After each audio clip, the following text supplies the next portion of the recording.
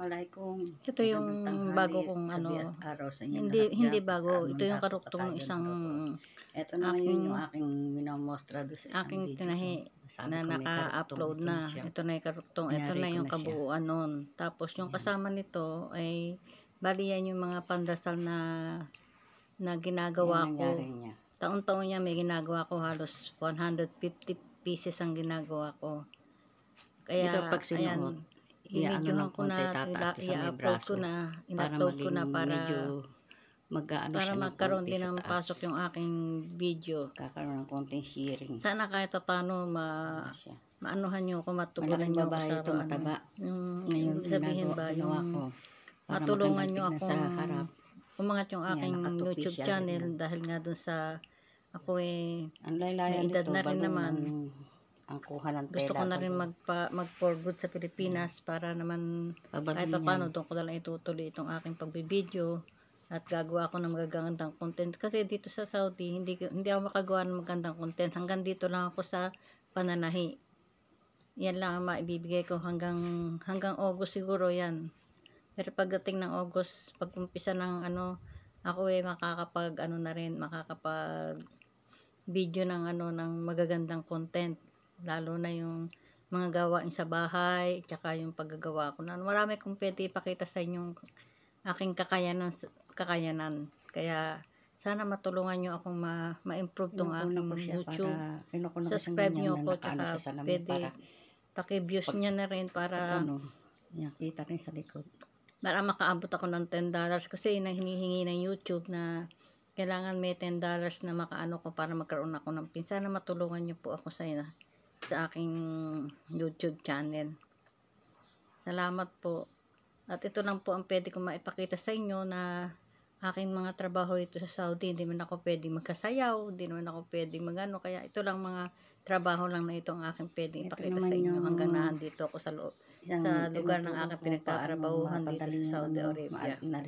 Pasensya na kayo kung ganito pa lang yung aking mga na-i-upload kasi ito lang ang pwede ko ipakita sa inyo. Ito lang ang pwede kong i-upload. Gaya ngayon, meron na naman akong bagong tatahiin. Pero pag natapos ito, wala pa ulit pumapasok.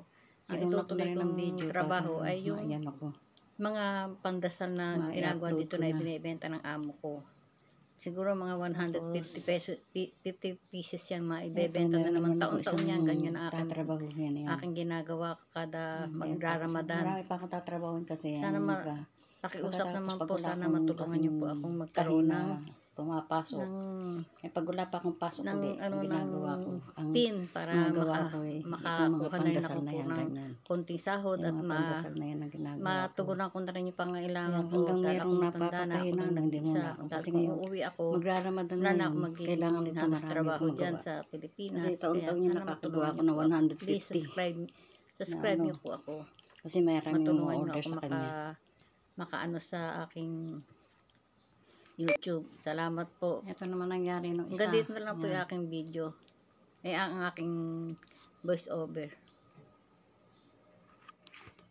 May preach to dito sa yan. May preach yan. Tapos, ang kanyang pantakip naman, ito may design din siya.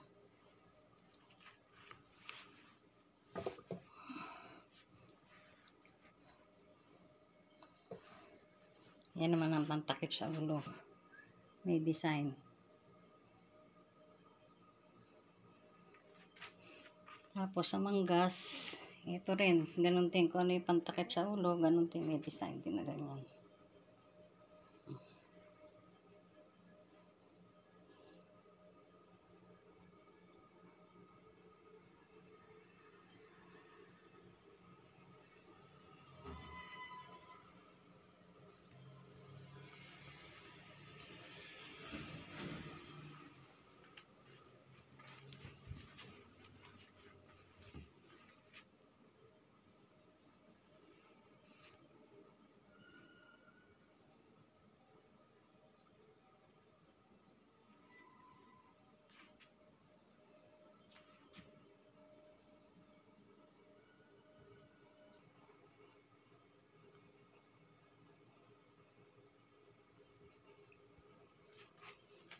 Ito yung isa.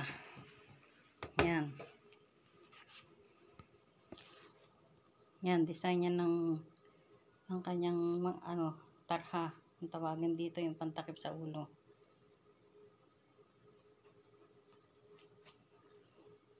Tapos yung manggas niya, ito. Susunod niya, meron pa mga susunod niya. Kukunan ko din ng video isa-isa pagka nakatahi na uli ako. Ito.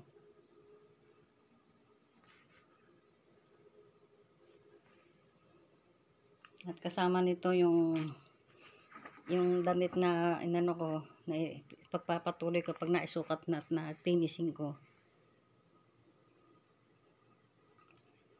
Pag na-finishing ko na yun. Kukunan ko ulit siya ng video. Kasama na nitong mga pandasal na ito.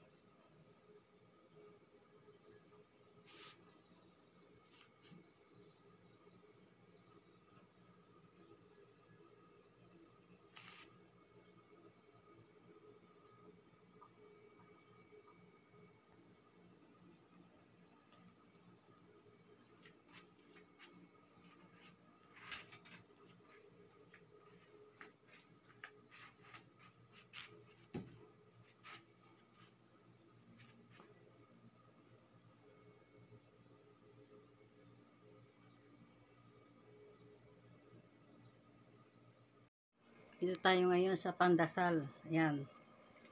Yan ang model ng isa. Wala nang wala nang pang sa diretso na yan sa pandasal. Ito. Ganitong manggas niya. Ayan. Tapos laylayan niya, may shearing niya sa laylayan. Ganyan.